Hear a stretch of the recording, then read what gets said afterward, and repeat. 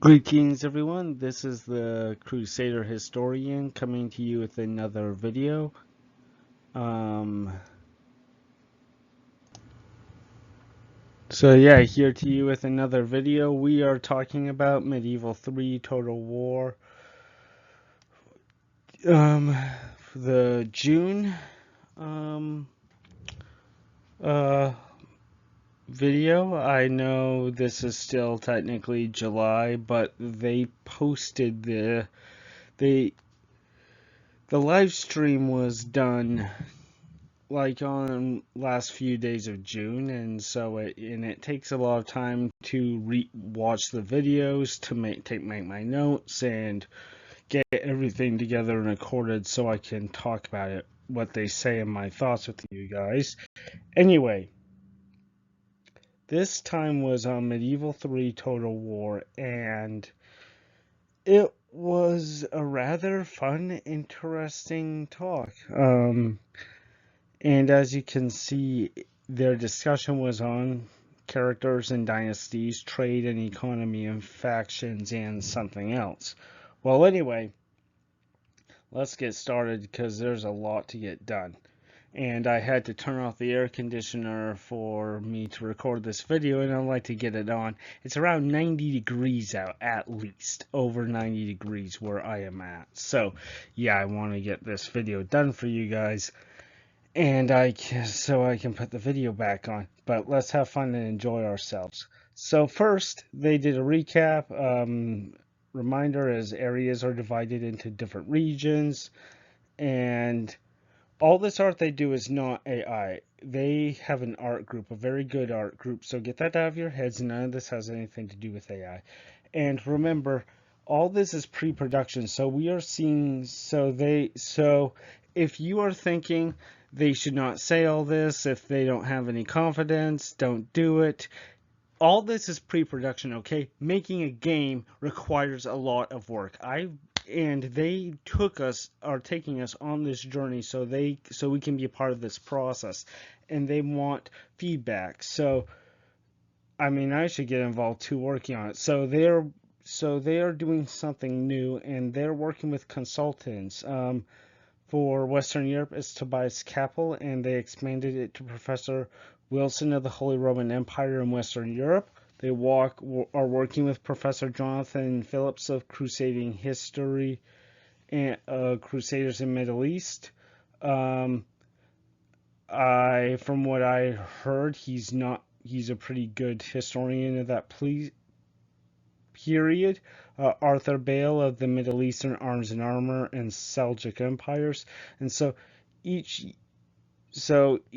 these units are from the last video, so take a look at this. But bottom line is, these guys are putting a lot of work into it. They are bringing us into this process. All this is pre-production and subject to change. Well, they also showed us another thing like French knights, medieval period men at arms. So this is another example. So yes, all this is original artwork, and they are doing very good at it. And they're also bringing back heraldry units. So remember, there's not going to be a standard unit roster. They're going to be determined by nation, culture, and area, and they are coming up with rules on how the units look and culture, and how culture fits as dynasties change, and also arms and armor upgrades. So they're working on that. So the family dynasties are the first thing covered, and so again they are in pre-production, so subject to change. So first they use they're using Iberia as a testing ground, like Spain and Portugal, because there's different cultures and religions for them to test with. And so they use characters like to have them move on the map. They brought back characters as a core of their campaigns, and this is their unofficial faction leader. And as you can say, it brings up has traits, factions, authority, cunning, intelligence, piety, and prowess. So they're bringing back traits and attributes. They don't have any skills. And they want you to use characters, but they're getting away from specific agents. So you can like pick and choose some guys to do various stuff. It's sort of like Crusader Kings 3, where you can send someone off on an assignment for several turns to do something. They also mentioned dukes and earls, so you can have people under you to help you out. And it seems like this, from what I understand, a person can be an envoy or a commander, and it can lead to dilemmas out and out. Like, you have a guy who's going off to settle a diplomatic treaty or a trade agreement, but he's a really good commander, so what do you do? And also, there are food issues, so there's that. So these are not agents, they're characters, and you have to play them wherever you can go, or wherever they need you. And as playing this, you are playing as the realm, the crown, or concept, or the nation, or the ruling dynasty. And the timeline is 300 years, so you are playing as a nation state, the realm, but sometimes the dynasty can change depending on how it goes. I mean, I think it'd be a fun challenge to keep it the same way, but I think one uniting idea is they're all family, they're all related unless something very bad happens. It says here named characters and originals will come and go, but the realm remains, and you send these guys around to do your bidding and various missions. Like in this example, he is sending a guy to do a trade agreement, and you send them to do various missions across a realm. And they talk about dynasties can develop traditions, like which can give you a greater chance of certain traits, like in using characters, acquiring traits and skills, and feed into the dynasty so future generations can benefit. An example they use is siege warfare. And so as a result, it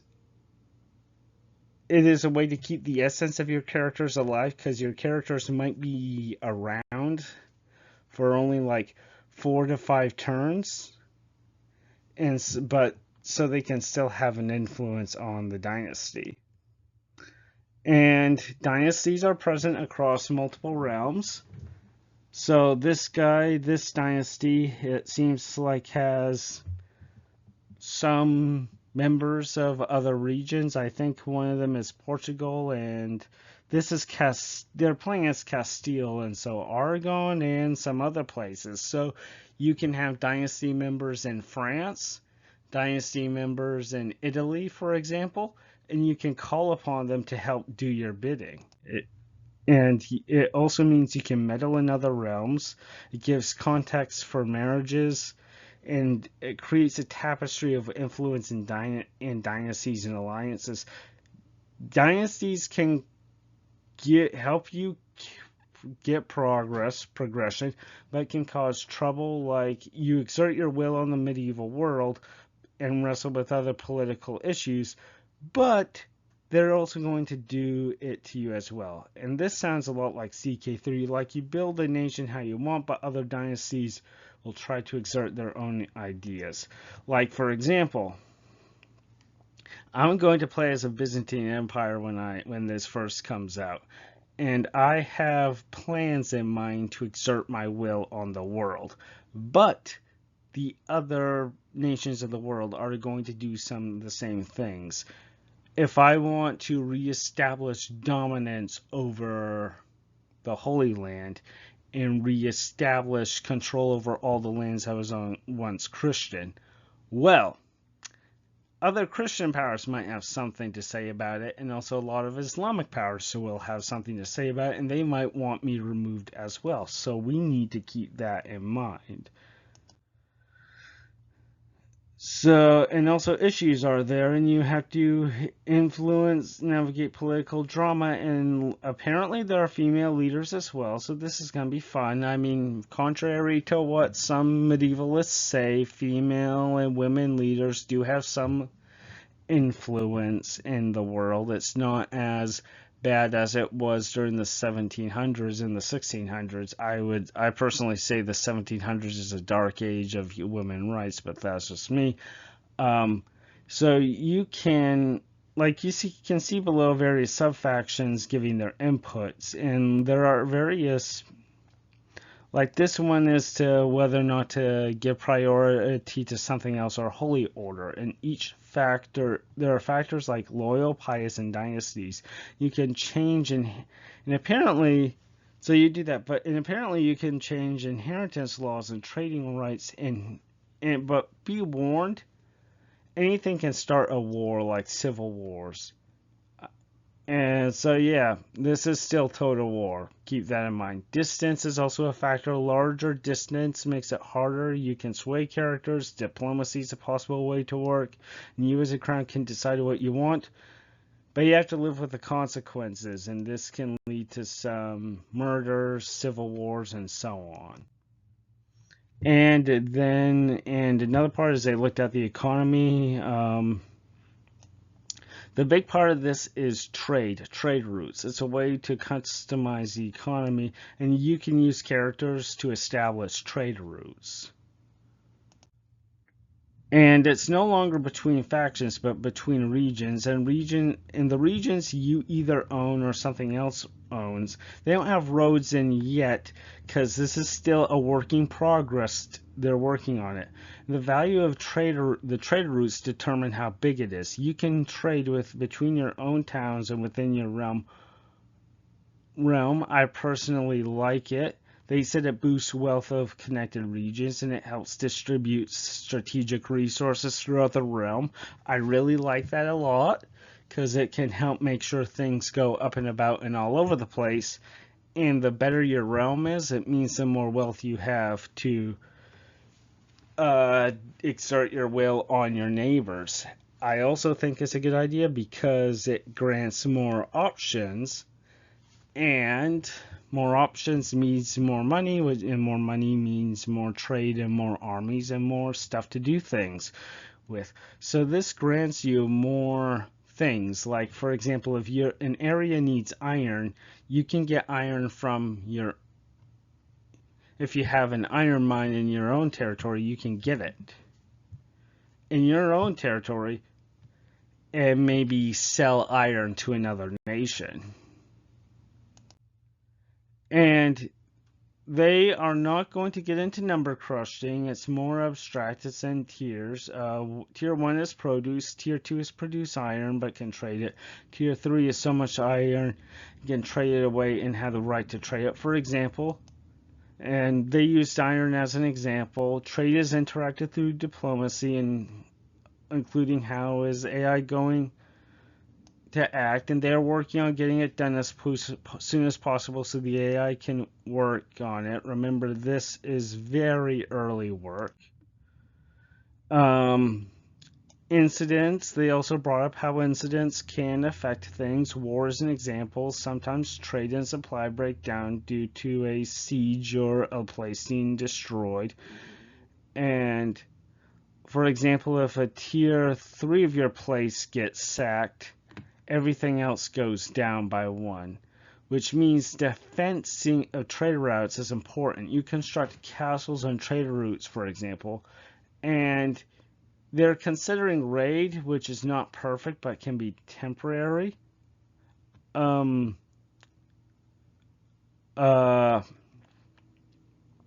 Wealth resourcing, you can also disrupt the network of your enemies. Total War is a military. They also made it clear that Total War is a military game, but they're becoming open to some other play styles like a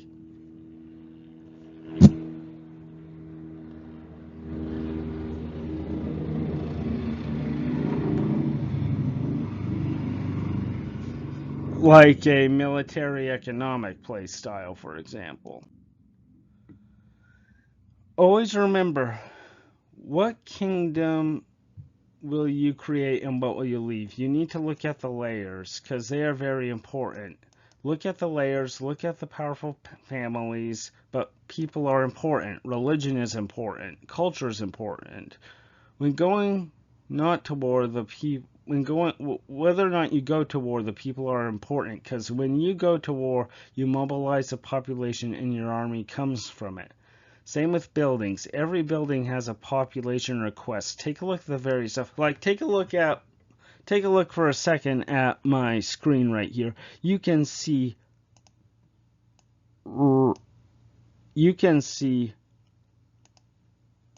right here.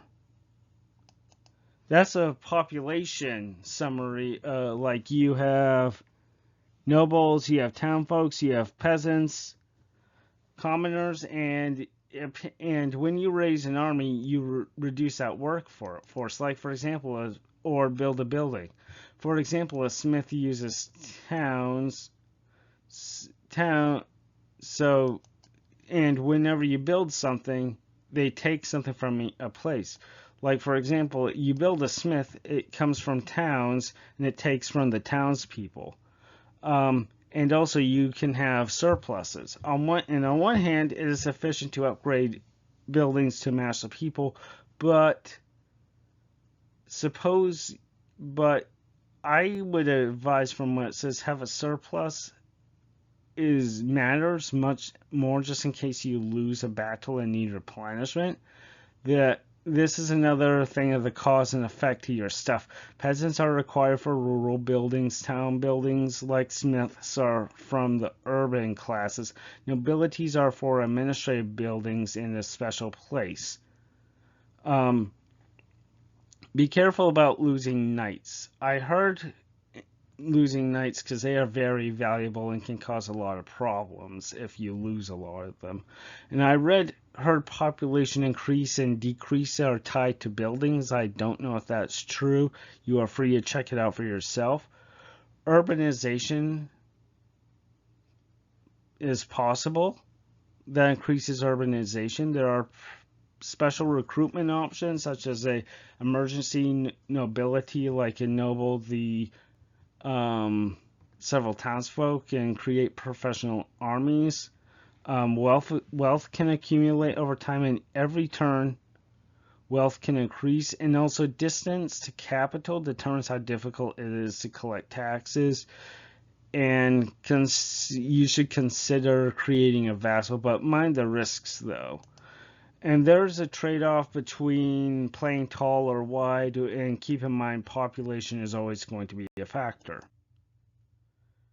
Now we're talking on to factions, my favorite, and they are talking about, and they said talking about planned playable factions at launch. They have not settled on a final number yet. Remember, this is still working on production. They want our input. They want to make sure they get it right because they're committed to this project. And they're looking at past historical games for a start. Some factions are locked down.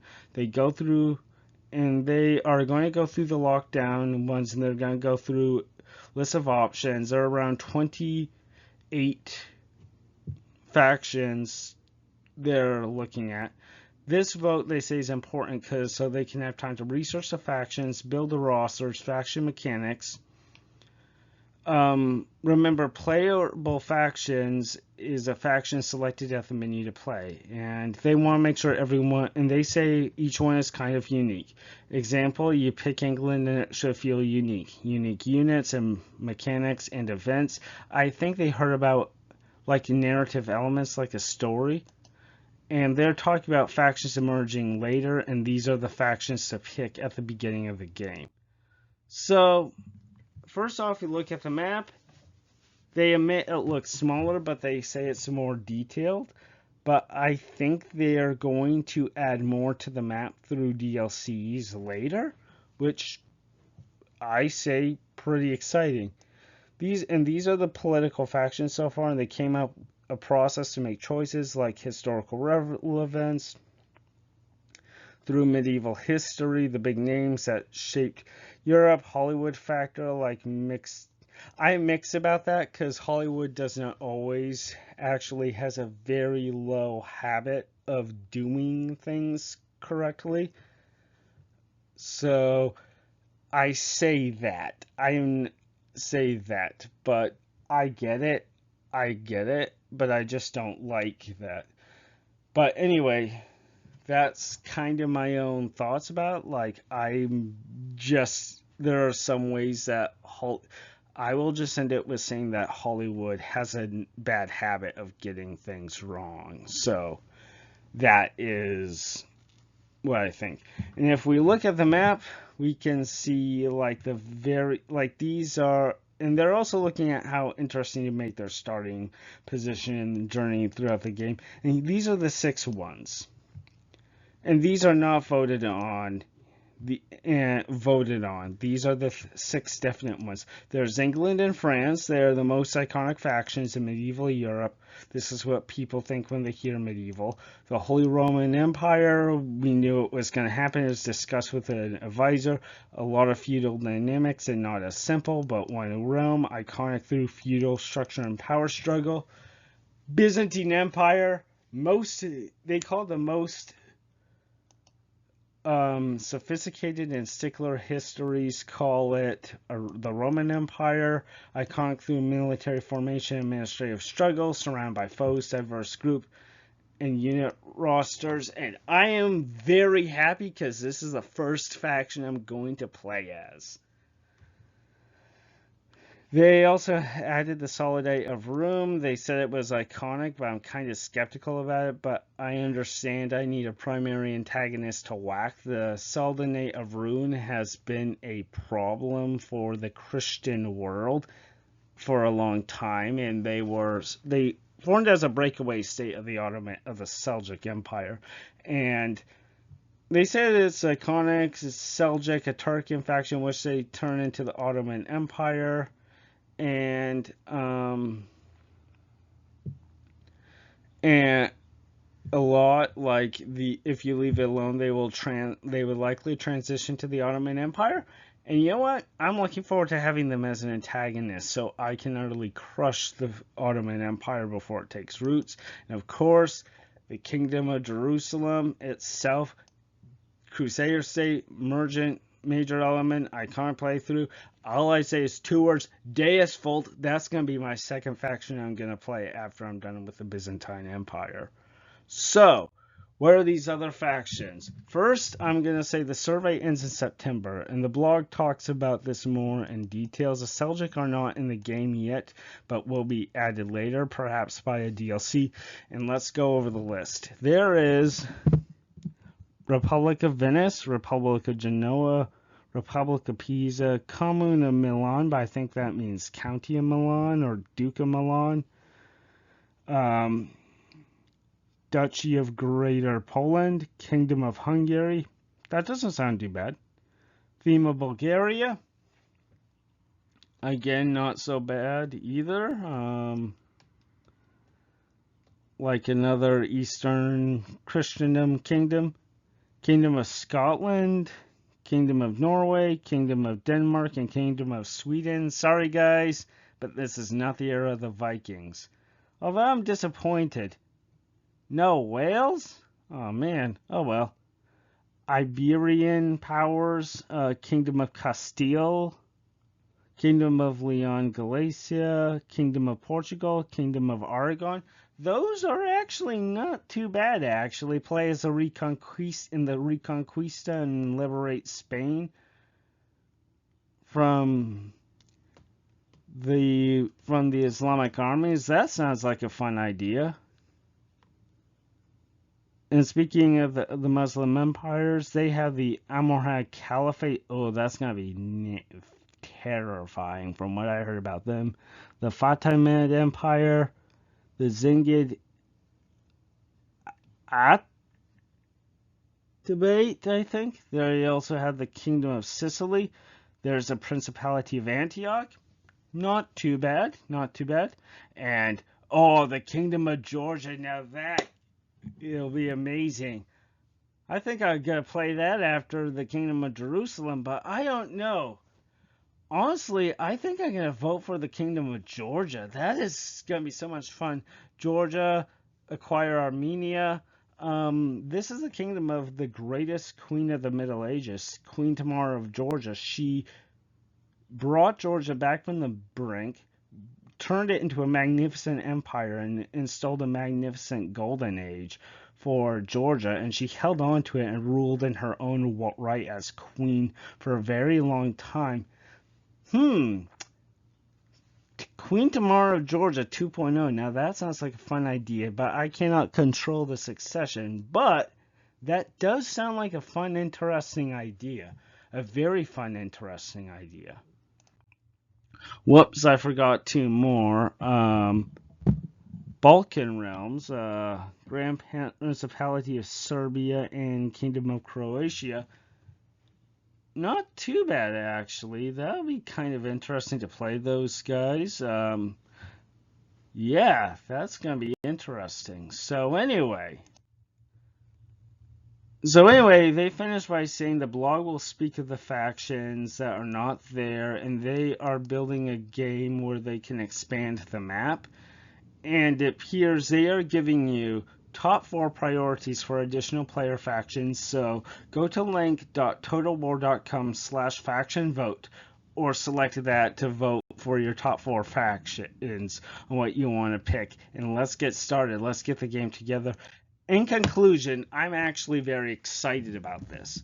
I admit I got a bit fiery a few times because I accidentally looked in and I saw some people saying, and they're talking about like saying, if you don't have any confidence on building the game, then don't do it. Do not listen to these people. I'm going to call them morons. These excellent guys creating this game want us to become part of the process. They want us to deliver our input. And they are upset because of one thing. They are impatient, cowardly, entitled brats. Because they want the game now or none at all. They are not willing to give these guys a chance. They are upset at DLC, but here is the sad reality. They will pay for the nose for people to get mods, to get things that they like. Mods that have a chance of things going wrong. We are entering a new era now in which a lot of games would have okay, some mods are good, let's be honest, but if I have to choose between a mod and a DLC, I'll pick the DLC because the people who are working on it make sure there are no mods. There are no bugs at all to it. But bottom line is this.